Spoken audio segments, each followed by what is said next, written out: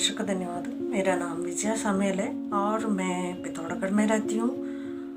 वैसे तो मैं दक्षिण भारत की रहने वाली हूँ। हम पूरे परिवार पिथौरागढ़ में प्रभु के सेवकाई में हैं। तो आज मुझे एक मौका मिला आप लोगों के साथ परमेश्वर का वचन को शेयर करूँ।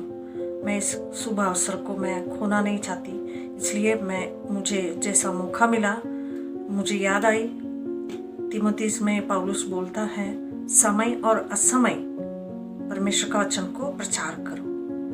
तो उस वचन मेरे अंदर मेरा स्पिरिट को स्ट्राइक किया। सो मैंने ठीक है, मैं प्रभु के लिए प्रभु का वचन को बांटने के लिए मैं तैयार हो गई।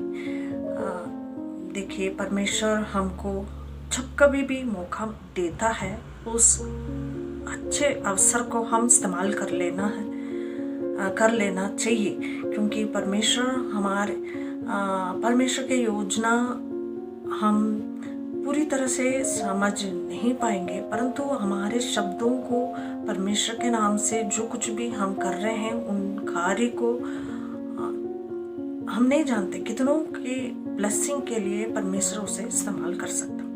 तो इसलिए मैं तैयार हुई परमेश्वर का ये वचन बोलने के लिए। चलिए, मैं आपको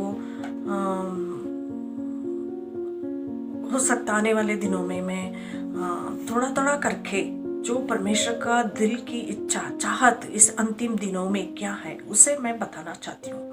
उससे पहले शुरू करते हैं हम उत्पत्ति से। उत्पत्ति का फर्स्ट चैप्टर पहला अध्याय में वचन है 26 का, उसमें से हम पढ़ेंगे। यहाँ पर ऐसा लिखा है, फिर परमेश्वर ने कहा, हम मनुष्य को अपने स्वरूप के अनुसार अपनी समानता में बनाए और वे समुद्र की मछलियां और आकाश की पक्षियां और घरेलू पशुओं और सारी पृथ्वी पर और सब रेंगने वाले जंतुओं पर जो पृथ्वी पर रेंगते हैं अधिकार रखे। हम उत्पत्ति में हमने सबने पढ़ रखे होंगे। परमेश्वर ये सिंपल मैटर है, परमेश्वर क्रिएशन इस तरह से किया, ये तो हम सबको पता है। तो हम इस तरह से हम सोच सकते हैं, परंतु एक बात को हम परमेश्वर का वचन को, हर वचन को हम ऐसी गहराई से उसको अच्छे से मनन करते हुए हम पढ़ेंगे, परमेश्वर का दिल की इच्छा क्या है ये हमको पता चल जाता। तो यहाँ पर परमेश्वर ने मनुष्य को अपनी समानता में और अपने स्वरूप के अनुसार बनाया करके देखते हैं। तो हम मनुष्य परमेश्वर के समानता में है और स्वरूप में है। सो परमेश्वर ने क्यों हम मनुष्य जाति को अपने स्वरूप और समानता में बनाया? परमेश्वर ने इस बात को हम आगे का सोचेंगे। हम तीमुथियुस में पौलुस बोलते वक्त परमेश्वर ने उत्पत्ति से पहले आदि काल से हमको चुन रखा, मसीह में हमको चुन लिया करके हम देखते हैं। परंतु परमेश्वर ने यहाँ पर देखिए, ये पृथ्वी बाइबल के अनुसार लगभग 6000 साल कंप्लीट हो गया है, 7000 साल चल रहा है। इतना अंतराल है क्योंकि बाइबल में हिस्ट्री है, हमको उसी के हिसाब से हम ये मनुष्य का मानव जाति का उत्पन्न की बात के बाद का समय को हम बता रहे। तो यहाँ पर इतने में मनुष्य जाति को बनाने के बाद परमेश्वर का एक योजना है। खाली यूं ही कोई सामान बना करके यूं ही जैसा हम वैसे हम नॉर्मली हम सोच सकते हैं, कोई भी सामान कोई भी चीज विदाउट पर्पस, कोई भी बिना योजना के कोई भी सामान नहीं है। आप मार्केट में जाइए, एक शॉप में खड़े होकर आप थोड़ा सा ध्यान दे दीजिए। मार्केट में हर सामान, हर चीज के पीछे कुछ ना कुछ पर्पस है। कोई भी शॉप में ऐसा सामान नहीं है खाली यूं ही बना दिया रख दिया, ऐसा तो कोई भी सामान नहीं होगा।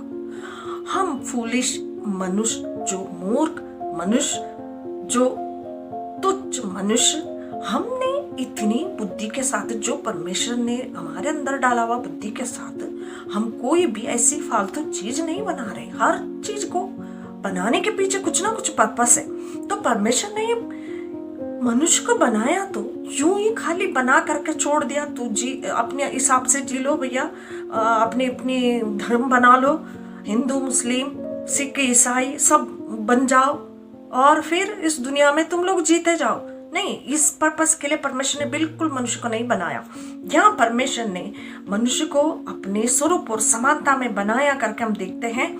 बनाने के बाद परमेश्वर ने उनको एदन वाटिका में छोड़ करके उनसे क्या कहा परमेश्वर, वो सब हम पढ़ते जाएंगे, हम सबको पता है, इसलिए नॉर्मली मैं पॉइंट पर आती हूँ। तो यहाँ हम देख सकते हैं 2 अध्याय में 9th वर्स 9वां पद में इस तरह से लिखा है, और यहोवा परमेश्वर ने भूमि से सब भांति के वृक्ष जो देखने में मनोहर और जिनके फल खाने में अच्छे हैं उगाए, और वाटिका के बीच में जीवन का वृक्ष को और भले या बुरे का ज्ञान का वृक्ष को भी लगाया।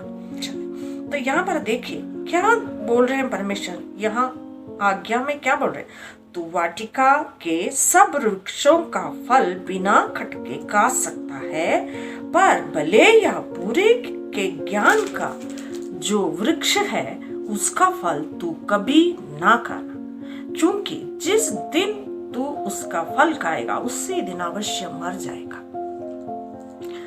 अब देखिए इसने खाया, परंतु फिजिकली वो बिल्कुल नहीं मरा, परंतु ये उसके अंदर मृत्यु प्रवेश कर चुका, वो एक ना एक दिन मरना है, ये बात आ गई। तो परमेश्वर ने उसको मना किया, परंतु उसने खाया, डिसोबे किया, परमेश्वर का वचन को उल्लंघन किया, वहां पर उसने उसे खा दिया। अब दोनों आदम और हव्वा दोनों ने मिलकर के उसको खाया। हम पढ़ेंगे, हमको पता चलता है, हमने सब पढ़ रखा है, हमको मालूम है। अब मैं यहाँ बताना चाह रही हूँ इस बात को, परमेश्वर ने सबसे पहले मनुष्य को अपने स्वरूप और समानता में बनाया। बनाने के बाद वहां पर जीवन का वृक्ष को वाटिका के बीच में रखा, और परमेश्वर ने बताया उस वृक्ष, जीवन का वृक्ष से हम सहभागी हो या जीवन का वृक्ष से हम फल खाए। बट परमेश्वर ने सख्त मना किया, भले और बुरे का पेड़ से बिल्कुल फल नहीं खाना, और उससे जब भी खाएगा उस वक्त वो मर जाएगा करके कहा। तो यहाँ पर सोचने की बात यह है, जीवन नया नियम में हम देख सकते हैं, वह यीशु मसीह बोलते हैं जीवन मार्ग सत्य मैं हूं कहते हैं। तो ये जीवन का वृक्ष यीशु मसीह स्वयं है। तो यीशु मसीह को हमको खाना है। यीशु मसीह ने बोला मेरा मांस को नहीं खाता और मेरे लहू को नहीं पीता है, वो उसको मेरे साथ कोई भी सहभागिता नहीं है, मेरे साथ कोई संबंध नहीं है करके बोलते हैं। तो हम ये इस बात को हम आत्मिक तौर से हमको देखना चाहिए। खाना मतलब एक्सेप्ट करना, अंगीकार करना, ग्रहण करना, सहमत होना, यहाँ पर हमको दर्शाता है। तो यहाँ पर जीवन का वृक्ष को सहमति करना या उसमें सहभागिता करना का मतलब है हम परमेश्वर को अपनाना है हमारे अंदर, क्योंकि परमेश्वर ने हमको अपने स्वरूप और समानता में बना रखे, इसलिए हम परमेश्वर को अपना सकते हैं, ना कि हम शैतान को, जिसमें मृत्यु है। मृत्यु का मूल कारण शैतान है, और वो भले और बुरे का पेड़ में से आता है, तो वो शैतान है। तो उसको हमको ग्रहण नहीं करना है, क्योंकि परमेश्वर हमको अपने स्वरूप और समानता में बनाया। सो परमेश्वर को ग्रहण करना है हमारे अंदर। हम देख सकते हैं नए नियम में पौलुस अपने पत्री में बताता है, तुम परमेश्वर के मंदिर हो, हम लोग परमेश्वर का मंदिर है। ये बात हमको परमेश्वर का वचन से मिलता। तो हम परमेश्वर का मंदिर है, तो हमारे अंदर परमेश्वर वास करता, क्योंकि परमेश्वर अपने स्वरूप और समानता में हमको बना रखा है, इसलिए हम परमेश्वर का मंदिर है। परमेश्वर हमारे अंदर वास करता। परमेश्वर का मूल इच्छा यही है, मनुष्य में चाहता है परमेश्वर यही है। हम देख सकते हैं परमेश्वर ने जैसा मनुष्य को बनाते ही उसको परमेश्वर को ग्रहण करने की वो स्थिति को बताया, वो एक आज्ञा के रूप में बताया, क्योंकि परमेश्वर ने वहां पर वाटिका के बीच में जीवन का वृक्ष को लगाया और उसमें से खाने के लिए उसको फ्रीडम दिया। परंतु उसने वहां पर नाकामयाबी हो गया, उसने उसको नहीं खाया, इसलिए वो उस आशीष से वंचित हो गया जो परमेश्वर को ग्रहण करने से। हम देख सकते हैं पूरी बाइबल में दूसरे अध्याय में शैतान प्रवेश करता है, पूरा उसका कार्य बराबर परमेश्वर के साथ साथ चलता है। परमेश्वर का अनंत उद्देश्य हमारे अंदर वास करना है, हमारे अंदर प्रवेश करना है, हम परमेश्वर को ग्रहण करें, परंतु उसके विरुद्ध में शैतान काम करते हुए आता है। पुराना नियम पूरा कंप्लीट हो गया, उसके बाद अब नया नियम आ रहे। लास्ट चैप्टर प्रकाशित वाक्य की आखिरी 2 अध्याय क्या पहले तक शैतान कार्य करते हुए आता, और आखिरी अध्याय प्रकाशित वाक्य 2 अध्याय से पहले शैतान को हमेशा हमेशा के लिए जो आग का झील है वहां पर भेज दिया जाता।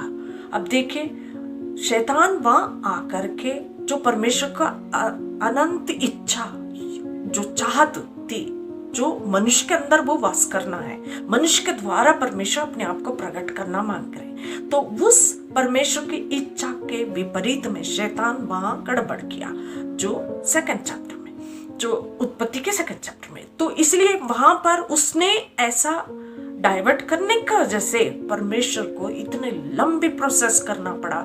हमारे पास इतनी बड़ी बाइबल हमारे पास अभी है। अगर पहले 2 अध्याय में शैतान अगर कार्य नहीं करता, इतनी बड़ी बाइबल हमारे पास नहीं होती, क्योंकि शैतान ने दूसरे अध्याय में आया, प्रवेश किया, परमेश्वर हमारे अंदर आने से रोकने के लिए बहुत कुछ किया। हिस्ट्री में हम देख सकते हैं यहूदियों के विरुद्ध में कहीं बातें हुई, उनको मारने का, ये सब कुछ है। एस्तर की पुस्तक में भी हम देख सकते हैं, वहां पर भी यहूदियों को मारने का, मतलब यहूदी वंश को मिटा देंगे। यीशु मसीह जन्म लेने का परमेश्वर ने उद्देश्य करके अब्राहम को अलग किया, वो पर्पस ही पूरा नहीं होगा, इसलिए शैतान कार्य करते आ रहा, परंतु परमेश्वर ने अपने खुद एक मनुष्य रूप लेकर के जन्म लेने के लिए एक रास्ता तैयार करते जा रहे हैं। अब्राहम को अलग किया, उसके बाद एक एक करके परमेश्वर ने एक वंश को अपने लिए अलग करते हुए, यहूदा वंश को तैयार करते हुए परमेश्वर ऐसी लगभग 4000 साल बिता दिया। उसके बाद मानव रूप लेकर के यहूदा वंशज में से यीशु मसीह के रूप में परमेश्वर स्वयं मानव जाति में जन्म लेते हैं। ये क्यों परमेश्वर प्रभु यीशु मसीह के रूप में जन्म लिया? वो पहले हम देख सकते हैं जो सबसे पहला मनुष्य ने किया डिसोबे, उसका पाप का दंड वो परमेश्वर न्याय होने के कारण देना ही है, तो उस दंड को मनुष्य को ऊपर डालना ही है। तो उसे परमेश्वर प्रेम कर रहा है, इतनी प्रेमी परमेश्वर होने का से उस दंड से हमको बचाने के लिए वो स्वयं मनुष्य बन के आया, वो दंड अपने पर लिया, और वो दंड को अपने पर ले करके मनुष्य को ऊपर आने वाले उस दंड से मनुष्य को बचाया।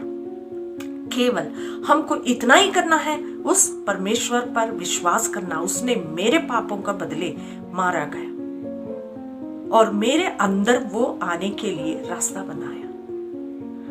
उस पर विश्वास करने के द्वारा जो कोई उस पर विश्वास करता है, हम ये वचन हम सबके सब जानते हैं यूहन्ना में 3 अध्याय में, जो कोई भी व्यक्ति उस पर विश्वास करता है उसको परमेश्वर अपना अनंत जीवन, खुद परमेश्वर अनंत जीवन है, अपने आप को उसके लिए परमेश्वर देता है। उसके अंदर आत्मा के रूप में आता है परमेश्वर, और परमेश्वर उसके लिए हमेशा हमेशा का जिंदगी बन जाता है। वो है हम हमेशा हमेशा प्रभु का राज्य में, स्वर्ग राज्य में परमेश्वर के साथ रहते हैं। इस तरह से तो इस पर्पस के लिए परमेश्वर ने मनुष्य को अपने स्वरूप और समानता में बनाया। अभी हम आज का इस संदेश के अंतिम कंक्लूजन, उसका सारांश क्या है, इस बात को हम देखेंगे। उसके लिए मैं प्रकाशित वाक्य 21 अध्याय से आप लोगों के सामने पढ़ के सुनाती हूँ, और इस उद्देश्य, परमेश्वर का अनंत उद्देश्य क्या है उसका हम इस वचन से जानेंगे। फिर मैंने नए आकाश और नई पृथ्वी को देखा, क्योंकि पहला आकाश और पहली पृथ्वी जाती रही और समुद्र भी न रहा। फिर मैंने पवित्र नगर नए यरूशलेम को स्वर्ग से परमेश्वर के पास से उतरते देखा। वह उस दुल्हन के समान थी जो अपने पति के लिए श्रृंगार किए हो। फिर मैंने सिंहासन में से किसी को ऊंचे शब्द से यह कहते हुए सुना, देख, परमेश्वर का डेरा मनुष्यों के बीच में है। वह उनके साथ डेरा करेगा और वे उसके लोग होंगे और परमेश्वर आप उनके साथ रहेगा और उसका परमेश्वर होगा, उनका परमेश्वर होगा। वह उनकी आंखों से सब आंसू पोंछ डालेगा और उसके बाद मृत्यु ना रहेगी और ना शोक, ना विलाप, ना पीड़ा रहेगी। पहली बात जाती रही। आमीन। परमेश्वर का धन्यवाद हो। देखिए, हमने ये देखा उत्पत्ति में, हमने देखा वहां शैतान के द्वारा मनुष्य के अंदर मृत्यु आई। उससे पहले परमेश्वर की योजना हम ये देख रहे थे, परमेश्वर जीवन का वृक्ष का सामने मनुष्य को खड़ा करके वो जीवन का वृक्ष से वो उसमें शामिल हो जाए उसमें, और जीवन मसीह यीशु ही मैं जीवन करके बोल रखे हैं, तो वो जीवन मसीह है और मसीह को ही ग्रहण करना है। परंतु वो नाकामयाबी होने के वजह से इतने लंबे प्रोसेस में होते हुए परमेश्वर इतने सालों बाद मनुष्य रूप लेकर के मनुष्य जाति में वो स्वयं मनुष्य बनकर के जन्म लिया और मनुष्य के बदले मनुष्य के ऊपर आने वाली दंड को अपने ऊपर लिया और अपने ऊपर लेकर के मनुष्य को पूरी तरह से मृत्यु से बचाया। मृत्यु से बचाने के बाद अब परमेश्वर अपना अनंत इच्छा, जो मनुष्यों के बीच में रहना, मनुष्य के अंदर रहना, वास करना, ये बात यहाँ पर पूरा होते हुए हम देख रहे। तो 21 अध्याय प्रकाशित वाक्य में मनुष्य की परमेश्वर की इच्छा पूरी होते हुए हम देख सकते हैं। मनुष्य को परमेश्वर अपने स्वरूप और समानता में सृष्टि करने का अनंत उद्देश्य और योजना यही है कि मनुष्य को अपना वासस्थान बनाए, ताकि परमेश्वर मनुष्य के अंदर वास करे, मनुष्य के द्वारा वास करे। परमेश्वर मनुष्य के द्वारा अपने आप को प्रकट करना चाहता है, इसलिए परमेश्वर ने मनुष्य को अपने स्वरूप और समानता में बनाया। उस बात को ही हम यहाँ देखते हैं और हम यहाँ पर बड़े सुंदर तरीके से जो यूहन्ना प्रकाशित वाक्य लिखते वक्त ये बोलते हैं, देख, परमेश्वर का डेरा मनुष्यों के बीच में है, वह उनके साथ डेरा करेगा और वे उनके लोग होंगे। देखिए, अंतिम बुक जो पुस्तक है प्रकाशित वाक्य, शुरुआत की पुस्तक जो उत्पत्ति है, वहां परमेश्वर ने जिस कार्य के लिए मनुष्य को सृष्टि किया वो कार्य यहाँ अंतिम पुस्तक प्रकाशित वाक्य में पूरा होते हुए हम देख सकते हैं। तो परमेश्वर मनुष्य के अंदर वास करना, यही उसके परमेश्वर की अनंत इच्छा, तो वो परमेश्वर यहाँ पर पूरा कर रहे। तो परमेश्वर का वासस्थान हम है, क्योंकि परमेश्वर हमारे अंदर वास करने के लिए ही अपने स्वरूप और समानता में मनुष्य को सृष्टि किया। परमेश्वर का धन्यवाद हो। आने वाले दिनों में हम और भी आगे को परमेश्वर की योजना अब इस अंतिम दिनों में क्या है, क्या हम में से हरेक एक के अंदर परमेश्वर वास करना चाहता है, क्या हमारे अंदर परमेश्वर वास करता है, हमारे द्वारा कार्य करता है, इन सारे बातों के लिए हम प्रभु का वचन से ही देखेंगे। परमेश्वर का धन्यवाद हो। परमेश्वर आप लोगों को आशीष दे। आइए हम प्रार्थना करते हैं। प्रभु परमेश्वर, हम धन्यवाद देते हैं प्रभु, आपके अनुग्रह और दया के लिए हम धन्यवाद देते हैं। प्रभु, आपने हमको अपने स्वरूप और समानता में बनाया प्रभु, ताकि आप हमारे अंदर वास कर सके। प्रभु परमेश्वर, आपकी इतना महान प्रेम हर बाधाओं को पार करते हुए प्रभु, आप हमको अपना बनाने के लिए, अपना जीवन हमको प्रदान करने के लिए आप मनुष्य बने और क्रूसीकृत हुए। प्रभु, तीसरे दिन जी उठे और जीवनदायक आत्मा बने, ताकि हमारे अंदर आप वास कर सके। हमारे अंदर आपने अपनी आत्मा हमारे अंदर फूका प्रभु, और हमारे अंदर आप एक आत्मा को भी सृष्टि किया। हम धन्यवाद देते हैं प्रभु, आप हमारे अंदर वास करने के लिए, अपना निवास स्थान के रूप में हमको बनाने के लिए हम आपको धन्यवाद देते हैं प्रभु। हमारी ये प्रार्थना आपके सामने सुगंधित धूप के समान ग्रहण योग्य ठहरे प्रभु। हमें से जितने भी इस प्रार्थना में शामिल हुए हैं, संदेश सुने हैं प्रभु, उन हर एक परिवारजन के साथ, उन सब व्यक्तिगत रूप से उन सब भाई बहनों के साथ आपके अनुग्रहमय हाथ रहे प्रभु। हर एक आंखों से आंसुओं को पोंछ डाले प्रभु। आप हर समस्याओं से, हर परेशानियों से छुटकारा और शांति दीजिए। आप ही हमारा सब कुछ है प्रभु। आपके मंदिर के रूप में आपने हमको चुनने के लिए हम धन्यवाद देते हैं प्रभु। आप हमेशा हमेशा हमारे अंदर निवास करिए प्रभु, और हम आपका निवास स्थान के रूप में हमेशा जी सके प्रभु। आप हमें से एक एक व्यक्ति को सहायता और मदद कीजिए प्रभु। हम स्तुति प्रशंसा सब कुछ हम आपको देते हैं। हमारी प्रार्थना प्रभु यीशु क्रिस्ट के नाम से मांगते हैं, आमीन।